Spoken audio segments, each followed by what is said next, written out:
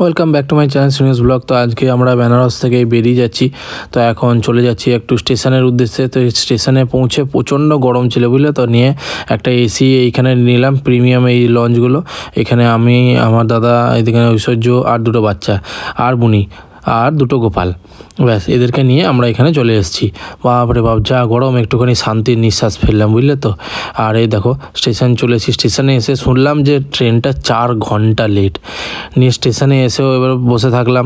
অবশেষে ট্রেনে উঠলাম। ট্রেনে উঠে একটুখানি কি সব দেখলাম বাইরে, হ্যাঁ, দৈনিক জাগরণ না দৈনিক কি, তারপরে এই যে সেই ঐশ্বর্য উপরে উঠে গেছে, বাবা কাকা বসে আছে, সবাই বসে পড়েছি। তো চলে গেলাম বাড়ি। হ্যাঁ, বাড়ি গিয়ে শ্রীনুর কাণ্ড কারখানা দেখো।